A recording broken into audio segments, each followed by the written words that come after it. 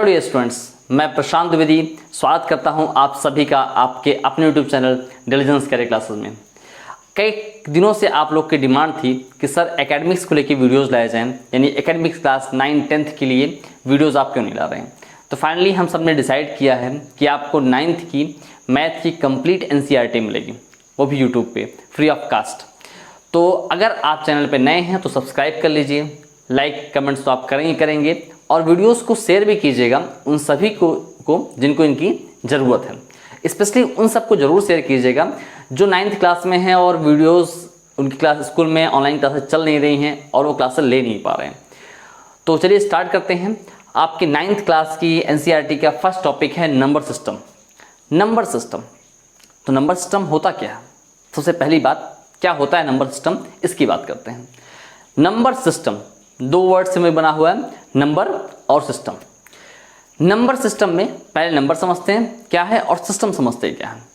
Numbers, अगर मैंने आपसे कहा कि नंबर्स क्या होते हैं, तो यानी बेसिक तौर पर मैं आपसे कहूँ कि दुनिया में अगर आपको कुछ भी कैलकुलेट करना है या कुछ भी ऐसा है जिसे आप आंकड़ों में रखना चाहते हैं, जिसे आप अपने पास डाटा स्टोर करना चाहते हैं, तो वहाँ आपको नंबर्स की ज़रूरत है। बहुत बेसिक तौर पे किसकी ज़रूरत है? नंबर्स की ज़रूरत है। जैसे मैंने कहा कि आपके आसपास कितनी चेयर्स हैं, तो आप काउंट करते हैं कितनी हैं। अगर आपके पास नंबर्स ना होते आप कैसे काउंट करते हैं? यानी वो ऐसी चीज़ें हैं जिसके थ्रू आप कैलकुलेशन करते हैं, काउंटिंग करते हैं। तो चीज़ों का मतलब क्या है? चीज़ें नहीं, एग्जैक्टली मैं आपसे कहूँ कुछ ऐसे सिंबल जिनका यूज़ हम सब काउंटिंग के लिए करते हैं, उन्हें नंबर्स कहते हैं।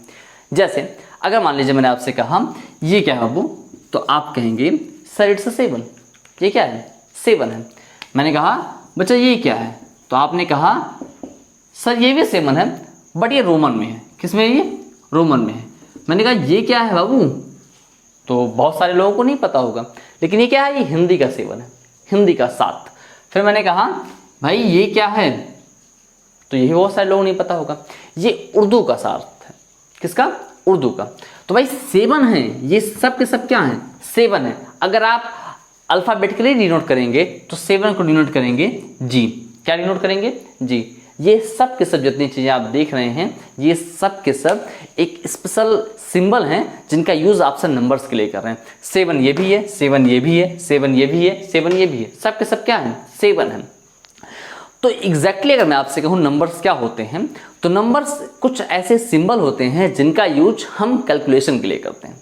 किसके लिए करते हैं? कैलकुलेशन के लिए करते हैं। तो बाबू जब आप नंबर या क्लासिफिकेशन की बात करते हैं, सबसे पहले जो नंबर क्लासीफाई हुआ है, जैसे मैंने आपसे कहा नंबर, तो नंबर को बेसिकली सबसे पहला 2 पार्ट में किया गया। सबसे पहले 2 पार्ट में किया गया। First part is real number and the second one is imaginary number. क्या बाबू? रियल नंबर और दूसरा कौन सा है? Imaginary number.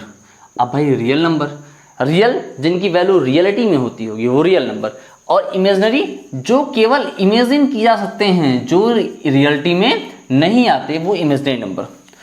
तो रियल नंबर आप ये जानिए कि जितने नंबर्स आप जानते हैं दुनिया में, वो सब के सब रियल नंबर्स में मैक्सिमम आते हैं। अब पहले थोड़ा समझ लेते हैं इमेजिनरी क्या है। इमेजिनरी नंबर समझ लेते हैं, फिर रियल के बारे में डिस्कस करेंगे, क्योंकि रियल आपका बहुत वास्ट है।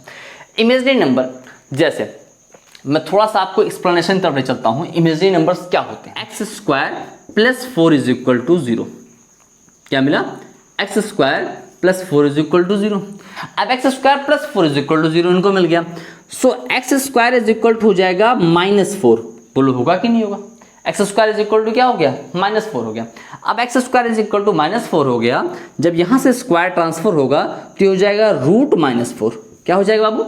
√-4।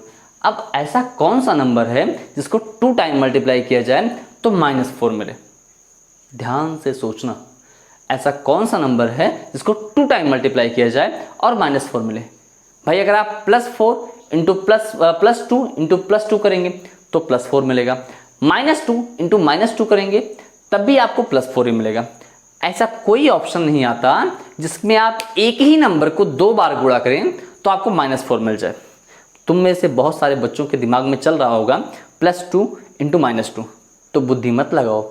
एक ही नंबर का मल्टीप्लाई करना है, सेम होने चाहिए, +2 -2 नहीं।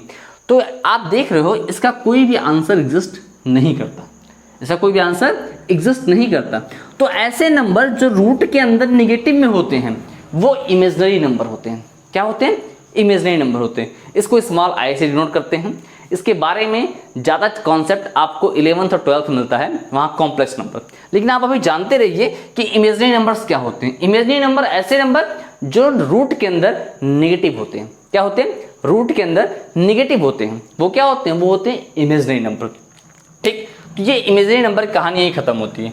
इमेजिनरी नंबर कहानी यही स्वाहा। क्या हो गया? स्वाहा हो गया। अब आते हैं आपके रियल नंबर पे। किस पे आते हैं? रियल नंबर पे। तो मैं इमेजिनरी नंबर को इरेज कर दे रहा हूँ। भाई तुम जाओ भी, तुम्हारा कोई काम नहीं है। ये चले अपने घर चले हैं या पिज्ज़ा खाने गए हैं, पता नहीं कहाँ गए हैं। लेकिन अब आ गए हमारे पास रियल नंबर, यानी ऐसे नंबर जो रियलिटी में होते हैं, जो रियलिटी में होते हैं रियल नंबर। अब अगर रियल नंबर की बात करें तो रियल नंबर को सबसे पहले दो पार्ट में क्लासीफाई किया गया। कितने पार्ट में? दो पार्ट में क्लासीफाई किया गया। कौन कौन से पार्ट हैं? एक आता है रेशनल नंबर।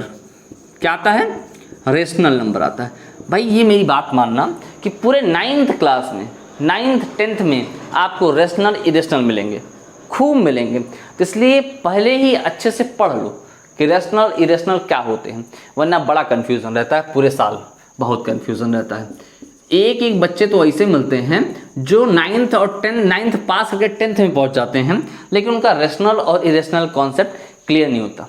लेकिन मेरी गारंटी है कि आज तुम पूरा वीडियो देखोगे, तुम्हें 100% क्लियर होगा कि रेशनल नंबर और इरेशनल नंबर क्या होता है। देखो रेशनल नंबर क्या होता है। रेशनल नंबर तुमने क्लास 8th में खूब पढ़ा होगा, 7th से ही पढ़ाया जाता है रेशनल नंबर। रेशनल नंबर क्या होता है? The number which can represent in the form of P by Q. ऐसे नंबर जिन्हें हम पी बाई क्यू के फॉर्म में रिप्रेजेंट कर सकते हैं वे रेशनल नंबर होते हैं। इस डिफिनेशन को थोड़ा सा और आगे बढ़ाते हैं। इसमें एक लाइन और भी होता है, where P and Q both are integer. जहाँ पे जो पी है यानी ऊपर वाला न्यूमरेटर और जो क्यू है वो पी और क्यू दोनों इंटीजर होते हैं। Where P and Q both are integer. और उसमें एक लाइन और भी होती है, and Q is not equal to 0, और क्यू 0 नहीं होना चाहिए। तो रेशनल नंबर क्या हो गया? द नंबर क्या हो गया? The number which can represent in the form of P by Q. The number which can represent in the form of P by Q where P and Q both are integer and Q is not equal to 0। Clear हो रहा है? ये rational number हो गया, ये rational number हो गया। और इरेशनल नंबर क्या हुआ? इसी का just opposite, the number which can not represent, जिसे हम रिप्रेजेंट नहीं कर सकते in the form of Q by Q. The number which can not represent in the form of P by Q where P and Q both are integer and Q is not equal to 0। तो ये हो गया आपका rational number और irrational number definition. तो यहाँ पे rational number की बात की जाए तो रेशनल नंबर किस में होना चाहिए?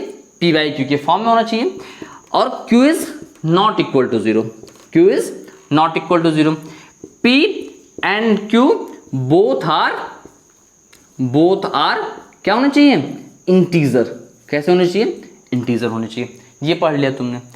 अगर इरेशनल नंबर की बात करें तो यहां the number which can not represent, which can not represent in the form of P by Q, in the form of P by Q where P and Q both are integer and Q is not equal to 0। तो ये तुम्हारा rational और irrational concept definition खत्म हुआ, concept नहीं खत्म हुआ, क्योंकि अभी बच्चों के सर के ऐसे ऊपर से जा रहा होगा, बहुत तेजी से प्लेन की तरह भर भर निकल रहा होगा। लेकिन उसको आपको समझना है। कैसे समझना है? समझो ध्यान से। ये तो आपको पढ़ाया गया होगा, खूब रटे होंगे आपने रेशनल नंबर डिफिनेशन। लेकिन 9th क्लास में आपके जो काम में आता है वो ये डिफिनेशन कम काम में आती है। इससे ज़्यादा डिफिनेशन काम आती है डेसिमल के अकॉर्डिंग वाली। यहाँ पे डेसिमल वाला एक्सपेंशन बताया गया उसके अकॉर्डिंग। तो ये आपको समझ में आ गया। नंबर आपका पी बाई क्यू के फॉर्म में होगा और Q is not equal to 0 रहेंगे तो रेशनल होगा, और अगर पी बाई क्यू के फॉर्म में रिप्रेजेंट नहीं कर सकते तो आपका इरेशनल होगा। ठीक, अभी हम बताएंगे कौन कौन से होते हैं ऐसे। तो ये तो आपका डिफिनेशन हो गई जो मैंने आपको किताब के थ्रू लिख दिया, जो आपको भी याद है और मुझे भी याद है, इसमें कुछ खास नहीं है। लेकिन 9th क्लास में आपको जो ज़्यादातर क्वेश्चन मिलते हैं वो आपके डेसिमल एक्सपेंशन वाले मिलते हैं। अब यहाँ पे एक नया वर्ड आ गया, डेसिमल एक्सपेंशन। तो पहले समझ लेते हैं 2 मिनट में डेसिमल एक्सपेंशन क्या होता है। डेसिमल एक्सपेंशन मतलब कि जब आप किसी फ्रैक्शन को सॉल्व करते हैं और वो सॉल्व करने पर इंटीजर नहीं मिलता तो डेसिमल में जाता है। अगर डेसिमल में जाता है तो डेसिमल कितने टाइप के मिलते हैं उसकी बात करते हैं। ठीक, एकदम ध्यान से सुनिएगा। अगर आपने पूरा वीडियो देखा तो मैं गारंटी कह रहा हूं कि नंबर सिस्टम के पूरे कॉन्सेप्ट आपको समझ में आ जाएंगे, लेकिन कहीं मिस करोगे तो पक्का नहीं समझ में आने वाला। तुम्हारी मर्जी, तुम्हें जो सही लगे करो। अब मेरी बात सुनो, ध्यान से सुनना एकदम। डेसिमल एक्सपेंशन समझो।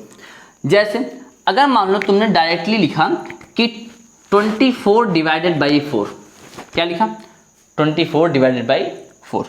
अब तुम जब इसको सॉल्व करोगे तो 4 6 24 हो गया। क्या कहीं पर डेसिमल की जरूरत पड़ी? नहीं पड़ी। पड़ी? नहीं पड़ी। लेकिन अगर इसी में तुम इसे लिख दो 24/5, क्या लिख दो 24/5, और तब डिवाइड करो, तब देखो पढ़ती नहीं पढ़ती, तब कहोगे सर पड़ेगी डेसिमल जरूरत। कैसे पड़ेगी? 5 4 20 हो गया। अब कहोगे सर 4 कैरी बच रहा है, डेसिमल ले जाना पड़ेगा, अब हो जाएगा वो 40, और 5 8 40 हो गया। तो यानी आपको अभी यहाँ पे जरूरत पड़ गई डेसिमल की, हो गया 4.8। तो ऐसी चीज़ें जब आप डिवाइड करते हैं कंप्लीट नहीं हो रहा है तो वहाँ डेसिमल की जरूरत पड़ रही है। लेकिन ये डेसिमल एक्सपेंशन कितने टाइप का होता है तुमने पढ़ा तो है डेसिमल, लेकिन डेसिमल एक्सपेंशन कितने टाइप का होता है ये नहीं पढ़ा। अब आज हम लोग पहले पढ़ेंगे डेसिमल एक्सपेंशन कितने टाइप का होता है।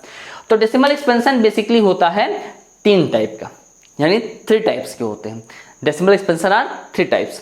कौन कौन से होते हैं देखो जरा, कौन कौन से होते हैं। जैसे बहुत ध्यान से सुनना मेरी बात एकदम अच्छे से। फर्स्ट जो होता है वो होता है टर्मिनेटिंग। कैसे होते हैं भैया? ये होते हैं टर्मिनेटिंग। टर्मिनेटिंग मतलब क्या हो जाता? जो एंड हो जाए, जो खत्म हो जाए। जैसे अभी आपने लिखा था, जो मैं वही एग्जांपल लेता हूं 24/5, क्या लिखा था 24/5। तुमने इसको सॉल्व किया, क्या मिल गया 5 4 20 और 5 8 40, 4.8। तो टर्मिनेटिंग का मतलब क्या होता है कि जो टर्मिनेट हो जाए, खत्म हो जाए, ऐसा डेसिमल एक्सपेंशन जो खत्म हो जाए, आगे मूव ना करे। जैसे 4.8 हो गया टर्मिनेट, इसके आगे बढ़ रहा है क्या? बढ़ तो नहीं रहा है, नहीं बढ़ रहा है, ये 4.8। सेकंड आता है आपका नॉन टर्मिनेटिंग। कौन आते हैं भैया? आते हैं ये नॉन टर्मिनेटिंग, जो खत्म नहीं होते। लेकिन खत्म नहीं होते उसमें भी 2 केस आता है। एक, जैसे मान लो रिपीट करता जाए लगातार, जैसे ये हो जाए, आप इसको लिखो 10.33333 एंड सो ऑन। ये क्या हो रहा है? ये खत्म तो नहीं हो रहा है, लेकिन रिपीट कर रहा है। क्या हो रहा है? रिपीट कर रहा है। तो ये कैसे हो जाएंगे? एक दूसरा वाला हो गया नॉन टर्मिनेटिंग बट रिपीटिंग। लेकिन कैसे होने चाहिए भैया? रिपीटिंग होने चाहिए। अब इसका एग्जाम्पल देखो। एग्जाम्पल इसका क्या होगा? इसका एग्जाम्पल तुम बहुत बेसिक सा है, एकदम सड़क छाप क्वेश्चन है। 10/3 क्या होता है? 10/3। अगर तुम करते हो 10/3 तो इसको सॉल्व करोगे तो मिल जाएगा 3.3333। जहां तक मर्जी वहां तक ले जाओ, मेरा बोर्ड भर जाएगा, तुम्हारी कॉपी भर जाएगी, खत्म नहीं होने वाला ये। ठीक, तो ये कितना हो गया? 3.333 हो गया। लेकिन ये क्या सा है? ये नॉन टर्मिनेटिंग है, खत्म नहीं हो रहा है, लेकिन रिपीट कर रहा है, ऐसे रिपीटिंग चल रहा है। इसके बाद थर्ड वाले सज्जन मिलते हैं, ये बड़े खतरनाक प्राणी हैं। ये तीसरे टाइप वाले बड़े खतरनाक हैं। ये कहते हैं कि भैया ना हम खत्म होंगे, यानी ना हम टर्मिनेट होंगे, और ना ही हमारा एंड होगा। समझ रहे हो ना? ये रावण टाइप वाले प्राणी हैं। ये कह रहे हैं ना तो हम टर्मिनेट होंगे और ना ही, आप ये समझो, रिपीट कर लो मुझे, ना टर्मिनेट होंगे और ना ही रिपीट होंगे। जैसे ये थे टर्मिनेट हो रहे नहीं हो रहे थे, लेकिन रिपीट हो रहे थे। अब ये प्राणी है, ये ना तो टर्मिनेट होंगे, यानी नॉन टर्मिनेटिंग, ये टर्मिनेटिंग नहीं है, और नॉन रिपीटिंग, और रिपीटिंग भी नहीं है। तो भैया non terminating and non repeating. अब यार ऐसा कौन सा क्वेश्चन होगा जिसको हम सॉल्व करें, वो ना टर्मिनेट करें और ना रिपीट करें? थोड़ा दिमाग पे जोर डालो, ऐसा क्या होगा? ऐसे वाले फ्रैक्शन नहीं होते, वो होता है √2, √3, √4, √5, √3, √2, √5, √4 नहीं होगा, √4 की वैल्यू हो जाएगी 2, तो तो रूट 4 को मत गिनना, गलती से निकल गया। तो ऐसे रूट जो कंप्लीट स्क्वायर नहीं होते, जैसे रूट 2 हो गया, रूट 3 हो गया, रूट 5 हो गया, इन सब का डेसिमल एक्सपेंशन जब भी आप रूट 2 की वैल्यू निकालेंगे तो कभी एंड नहीं होगा, ऐसे निकालते चले जाओ, निकालते चले जाओ, जहां तक मर्जी वहां तक ले जाओ, खींचते चले जाओ, और ना ही कभी रिपीट होगा, मतलब कोई पैटर्न नहीं मिलेगा, वो रिपीट भी नहीं होगा। तो ये कौन सा हो गया? नॉन टर्मिनेटिंग नॉन रिपीटिंग हो गया। तो यानी रूट 2 का decimal expansion 1.414 and so on ऐसे होता है, वो खत्म नहीं होता, ठीक। ऐसे रूट 3 का भी निकालेंगे 1.732 एंड सो ऑन होता है, रूट 5 का भी ऐसे ही होता है। तो यानी आप देखो डेसिमल एक्सपेंशन 3 टाइप के होते हैं, there are 3 type of decimal expansion. First is terminating, second is non terminating but repeating, and third is non terminating non repeating. अब इसको हमने बताया क्यों? हमने कहा कि इसका वो यूज आपको पढ़ना है रेशनल नंबर में, रेशनल नंबर में पढ़ना है। जैसे अगर टर्मिनेटिंग और नॉन टर्मिनेटिंग बट रिपीटिंग, ये दोनों जो डेसिमल एक्सपेंशन होते हैं वो रेशनल नंबर के तहत आते हैं। किसमें आते हैं? रेशनल नंबर में। यानी whose decimal expansion are terminating, और टर्मिनेट करें, और नॉन टर्मिनेटिंग बट रिपीटिंग, अगर टर्मिनेट ना करें तो रिपीट करें, that is called rational number. वो क्या हो जाएगा? रेशनल नंबर हो जाएगा। But whose decimal expansion is non terminating and non repeating, ना ही वो टर्मिनेट कर रहे हैं प्रभु और ना ही रिपीट कर रहे हैं। तो अगर टर्मिनेट नहीं कर रहे हैं और ना रिपीट कर रहे हैं तो कैसे हो जाएंगे? वो हो जाएंगे इर्रेशनल। कैसे हो जाएंगे? इर्रेशनल। ये हो गया रेशनल नंबर और इर्रेशनल नंबर कॉन्सेप्ट। अब आपके रेशनल नंबर जो है वो कई पार्ट में बढ़ते हैं। कई पार्ट में क्या? सबसे पहले 2 पार्ट में बढ़ता है। एक आता है यहां से इंटीजर और एक आता है फ्रैक्शन। क्या आता है भैया? एक आता है बाबू इंटीजर, आता है इंटीजर, और एक आता है फ्रैक्शन। वन बाय वन समझते हैं। इंटीजर क्या होता है? इंटीजर को हिंदी में कहते हैं पूर्णांक। कुछ चीज़ें ऐसे होती हैं जो हमें आपको ज़्यादा हिंदी में समझ में आती है। पूर्णांक, एक मिनट ज़रा सुनो। अगर मैं कहूँ पूर्णांक लिखा है भैया, और पूर्णांक को अगर हम इसे पूर्ण धन अंक कर दें, क्या कर दें? पूर्ण प्लस अंक, यानी ऐसा अंक जो पूर्ण हो, ऐसा अंक जो पूर्ण हो, यानी जो टूटा अधूरा ना हो, वो पूर्ण हो, वो क्या हो जाएगा? पूर्णांक हो जाएगा। तो मतलब क्या हुआ कि सभी के सभी कंप्लीट नंबर। कंप्लीट नंबर का मतलब क्या होता है? जो डेसिमल में ना हो, फ्रैक्शन में ना हो, 1 2 3 4 -8 -13 -32 -199 -999, इस टाइप के नंबर जो डेसिमल में ना हो या फिर फ्रैक्शन में ना हो, वो सब क्या होंगे? वो सब के सब इंटीजर होंगे, यानी पूर्णांक होंगे, जो पूर्णांक हैं। तो इंटीजर, अब इंटीजर की लिमिट्स क्या होती है? इंटीजर को आप कैसे नोट करते हैं? इंटीजर की लिमिट क्या होती है? इंटीजर की लिमिट होती है, ये इस तरफ 0 से स्टार्ट करते हैं भैया, और ये जाता है 0 +1 +2 +3 +4 +5 इन्फिनिट तक, और दूसरा तरफ जाता है +1 -2 -3 -4 -5 इन्फिनिट। ठीक है। इंटीजर को डिनोट किससे करते हैं? जरूरी बात तो ये हो गया। इंटीजर को डिनोट करते हैं भैया z से। किससे डिनोट करते हैं? z से। अब तो बड़ी दिक्कत हुई, z से इंटीजर क्यों डिनोट करते हैं? सबसे बड़ी समस्या इसी बात की है कि z से इंटीजर को क्यों डिनोट करते हैं? z से इंटीजर को इसलिए डिनोट करते हैं क्योंकि एक वर्ड है जेहलिन। क्या है? जेहलिन। इसको पढ़ते हैं JAHLEN। यहां से इसका z लिया गया। क्या लिया गया? यहां से z, और इसका मतलब होता है काउंट। ध्यान रखिएगा, बच्चे बड़ा कंफ्यूज रहते हैं कि सर z से क्यों डिनोट करते हैं, इसलिए मैंने इसको बताया। z क्या बोलते हैं? इसको बोलते हैं जेहलिन। जेहलिन बोलते हैं, और जेहलिन के z से लिया गया है ये पहला इसका z। इसको बोलते हैं z मतलब जेहलिन मतलब काउंट। क्या बोलते हैं? काउंट बोलते हैं। तो इंटीजर को हम डिनोट करेंगे z से। तो इंटीजर कहां से कहां तक जाता है? माइनस इन्फिनिट तक जाएंगे, 1 2 -1 -2 -3, और उधर जाएंगे प्लस इन्फिनिट तक, +1 +2 +3। तो क्या 0 भी इंटीजर का पार्ट है? एक बात ये भी उठती है। तो इंटीजर को 3 पार्ट में बांटा गया है, 2 पार्ट में नहीं, 3 पार्ट में बांटा गया। बड़ा कंफ्यूजन होता है, बच्चे बहुत सारे 2-2 पार्ट में बांट के बैठते हैं। तो भैया बाबू आप 2 पार्ट में नहीं बांटेंगे। इंटीजर है बस 3 पार्ट्स। कौन कौन से? एक हो जाएगा निगेटिव इंटीजर, दिख रहा है ना, ये हो गया निगेटिव इंटीजर, और एक हो गया पॉजिटिव इंटीजर। कौन सा हो गया? पॉजिटिव इंटीजर हो गया।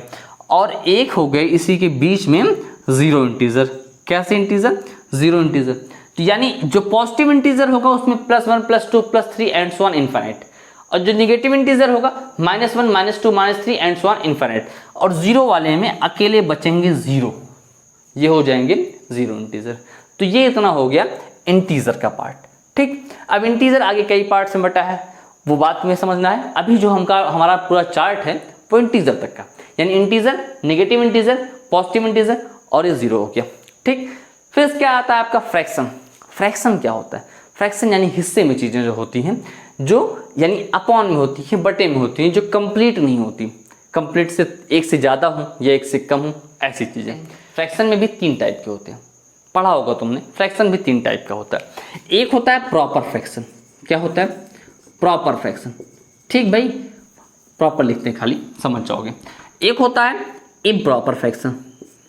क्या होता है? इम्प्रॉपर, इनको किनारे करो, ये होते हैं इम्प्रॉपर। और एक इन दोनों के बीच में आते हैं, उनको बोलते हैं मिक्स्ड फ्रैक्शन। क्या बोलते हैं? Mixed fraction. तो फ्रैक्शन 3 टाइप के हो गए, एक हो गया प्रॉपर, एक हो गया इम्प्रॉपर, एक हो गया मिक्स्ड हो गया। फ्रैक्शन के बाद अगर बात करें तो फ्रैक्शन के बाद कुछ और नंबर के टाइप हैं जो बहुत इंपॉर्टेंट हैं, जैसे natural number, whole number, prime number, coprime number. Normally आप इन सबको जानते हैं, बट एक बार इन सबको भी थोड़ा परिचित हो जाइए। नेचुरल नंबर्स क्या होते हैं? देखिए, नेचुरल से ही बहुत ही क्लियर है। नेचुरल जैसे हमारे आपके नेचर में सब कुछ चीज़ें कंप्लीट फॉर्म में हैं, तो वो नेचुरल नंबर है। यानी नेचुरल नंबर सीधे तौर पर मैं कहूँ the number use for counting, यानी ऐसे नंबर जिनका यूज़ हम काउंटिंग के लिए करते हैं, वो नेचुरल नंबर्स होते हैं। यानी नेचुरल नंबर स्टार्ट होता है 1 2 3 4 5 and so on infinite. Natural number negative नहीं होता या उसमें जीरो नहीं इंक्लूड होता, क्योंकि आप काउंटिंग कभी भी जीरो से नहीं स्टार्ट करते। तो नेचुरल नंबर कहाँ से हो गया? 1 2 3 4 5 6 and so on till two infinite होता है। ऐसे अगर मैं होल नंबर की बात करूँ, इसमें होल नंबर क्या होता है? तो होल नंबर ये बहुत ही ईजी सा कॉन्सेप्ट है, including zero with all natural number. यानी अगर मैं नेचुरल नंबर की पूरी सीरीज में जीरो को इंक्लूड कर दूं, जीरो को मिला दूं, तो जो आपके पास आएगा वो होल नंबर होगा, यानी 1 0 1 2 3 एंड सो ऑन। यानी ये सीरीज जीरो से स्टार्ट हो जाए और इनफाइनाइट तक जाए। तो नेचुरल नंबर 1 से काउंटिंग के लिए, और होल नंबर जो जीरो से स्टार्ट होता है और इनफाइनाइट तक जाता है, वो होल नंबर हो गया। इसके बाद अगर बात करें, आपको मिलता है प्राइम नंबर। क्या आता है? Prime number. इस पर भी बड़ी कन्फ्यूजन है। प्राइम नंबर क्या होता है? एक्चुअली मैं बताऊं, prime number the number which have only 2 factor. आपने प्राइम नंबर डिफिनेशन और भी पढ़ रखी होगी, the number which is divisible by 1 and itself. But लेकिन ये डिफिनेशन एक जगह पे एप्लीकेबल नहीं होती, वो 1 वाले केस में, क्योंकि 1 से भी डिविजिबल होता है और स्वयं से भी होता है। 1 से भी होता है, स्वयं से भी होता है, लेकिन 1 प्राइम नंबर नहीं होता।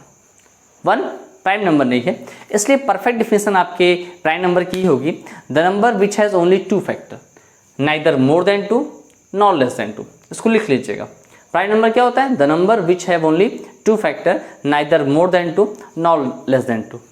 तो वो प्राइम नंबर होते हैं। सबसे स्मॉलेस्ट प्राइम नंबर कौन सा है? स्मॉलेस्ट प्राइम नंबर है 2, फिर उसके आता है 3, फिर 5, फिर 7 एंड सो ऑन। ये सभी प्राइम नंबर है, जैसे केवल 2 फैक्टर होते हैं। जैसे 2 का 1 हो गया, 2 हो गया, 3 का 1 हो गया, 3 हो गया। इसके बाद फिर आता है कंपोजिट नंबर। इसी में क्या होता है? Composite number. कंपोजिट नंबर की अगर मैं बात करूं तो विच है मोर देन 2 फैक्टर, यानी जिनके 2 से ज़्यादा फैक्टर हो, विच है मोर देन 2 फैक्टर।